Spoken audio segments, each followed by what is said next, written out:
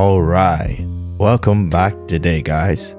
Today we're gonna react to a video on the weapon system in GTA. Should they go the realism route or stick to the chaos that we have in GTA 5? If you like this reaction today, leave a like, comment, and subscribe. We would appreciate it. Let's get on with the video.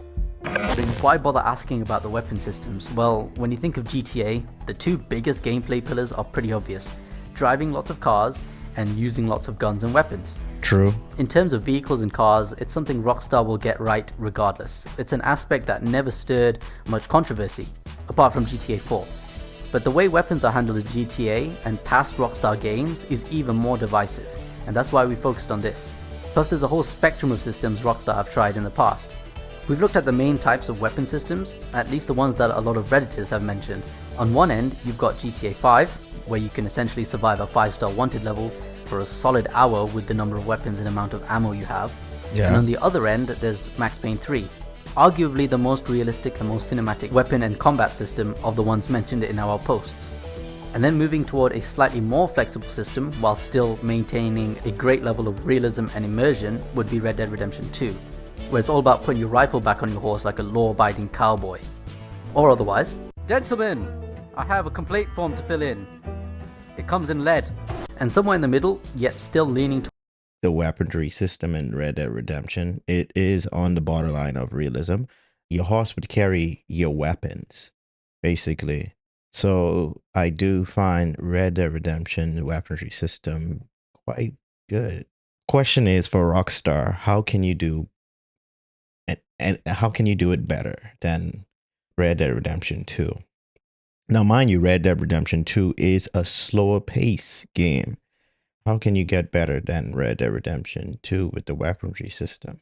That's the question I would ask. towards GTA 5's side, you got GTA 4 and older GTA weapon systems. And if you're still quite unfamiliar with what exactly the difference is between all these, don't worry, we're just about to dive into each system and the details right now. Yeah, help us, because we are a bit lost. For those who don't know, in GTA 5, your character can have any gun with a lot of ammo, all tucked away in your back pocket like that bag. In the back pocket. Yeah, that was, it was crazy, but it worked. It worked. We are now in those days where everyone wants realism. So is it going to work for GTA 6 is the question. Like Hermione carries in Harry Potter. That'll be the books. But in GTA 5, you don't have a magical bag. There is no storage of weapons. You are the storage. Yes, that's right.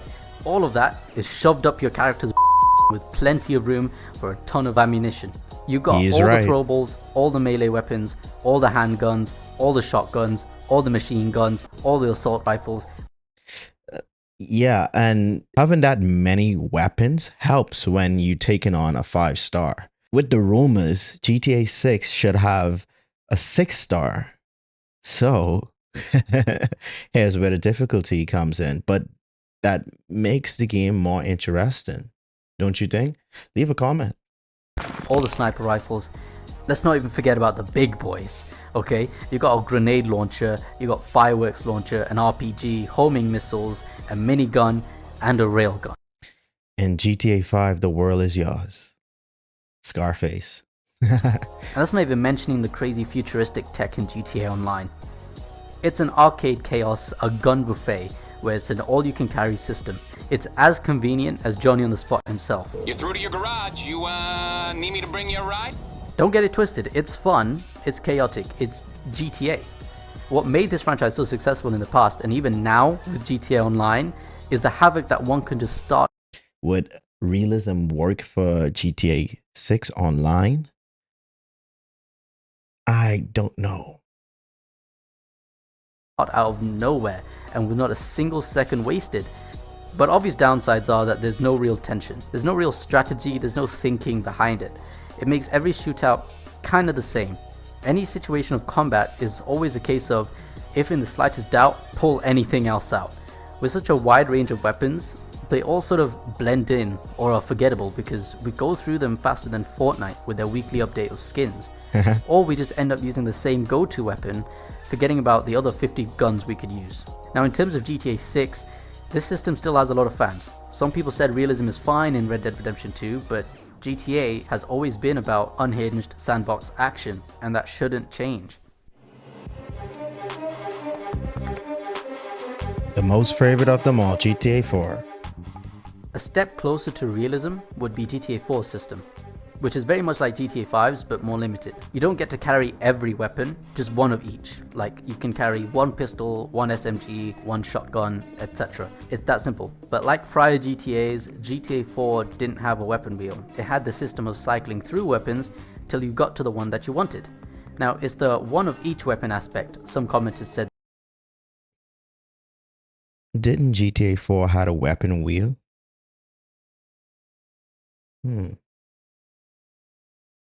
Comment in the section if GTA 4 had a weapon wheel.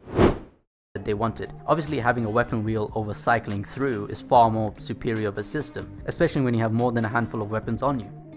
Now a lot of people say it's less immersion breaking, but the difference is marginal. You still have a huge arsenal, oh shit that rhymed, at your disposal. It definitely allows more flexibility than Red Dead Redemption 2, and you have a weapon available for any situation without your inventory feeling too cluttered like in GTA 5. In GTA 6, this might be the perfect compromise. A lot of you guys said stick to the classics, and that might be a good point.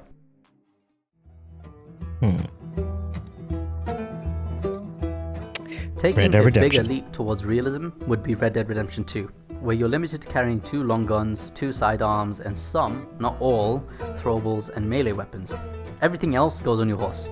It can be frustrating as hell though. Now there's a system for maintaining and cleaning your weapons, which is cool in terms of realism. I love their weapon system. I love Red Dead Redemption's weapon system. I have no problem with Red Dead Redemption's weapon system. But it can get quite annoying the more you play. What the fuck does cleaning your weapon do? It cleans it. Like, basically to make sure your gun remains accurate and powerful. There were times where we were like a Carcano, which is a sniper rifle in Red Dead, would really be good to have right now. Or sometimes the opposite situation where a bow really would have helped with this stealth mission. What the? See? He's got bow and arrow. You got bow and arrow. I left it on my It makes horse. you. Oh, no. It makes you strategize, because now you have to strategize what weapons to carry for how you want to go about, like, how you want to go about a mission. Nice one. It is annoying and definitely frustrating, but it encourages thought and actually adds another level of difficulty to the game. What this system brings is immersion and strategy. You feel the weight of your choices. If you got into a situation where you didn't have a repeater on you, yeah, you're gonna need a whole lot of luck and faith. Luck and faith. Have some goddamn faith! But the good thing is, you'll learn to adapt and change your style of combat with the weapons you have. You get to understand and appreciate what each weapon offers in combat. For example here, we had to attempt stealth takedowns at close melee range rather than the preferred bow and arrow from afar, all because we forgot to bring a bow. But in the end, it made things more funnier and interesting. Alright, ready? Alright, go on. Kill him, kill him, kill him.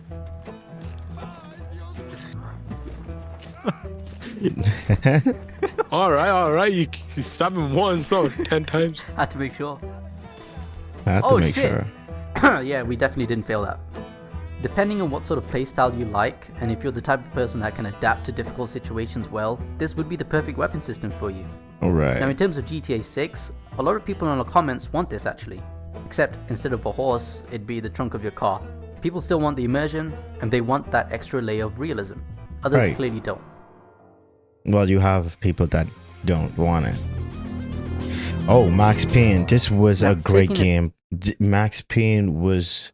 I think it was a game before its time. Rockstar, if you listening, we want Max Payne 3 remaster. Step closer to difficulty, and arguably realism as well, would be Max Payne 3. Now Max Payne 3 was a different beast. You could carry 2 one-hand weapons and 1 long gun, but only what you visibly had. Once you drop your rifle, it's gone, and there is no storage system like in Red Dead Redemption 2. It looked cool as hell though. Max reloading and switching Yes, weapons look at the mid-dive gameplay. in slow motion is the most cinematic Whoa. and it feels gritty. But it may be too restrictive for GTA's open world mayhem. But quite a few of you actually wanted to see something like this in GTA 6, and honestly, we didn't even realize this would be a recurring suggestion. So that's all the weapon systems explained. Now we're actually going to go through the community's verdict. Now there's over 1,000 comments across. How do you feel about the weapon system in the GTA games? What do you want? Do you prefer the old way about it? The realism as you've seen in Red Dead Redemption 2 or Max Payne 3? I feel that Rockstar hit it with Red Dead Redemption 2, but can they do any better than Red Dead Redemption 2? The fact that the weapons is going to be at the trunk of your car, how would that work out? But what if I want to steal an NPC car? It is Grand Theft Auto, so we supposed to Grand Theft Auto. Yeah, what happens when I steal an NPC car and my weapons are in my personal car? How does that work? How would it work in the online base? How would the realism work there?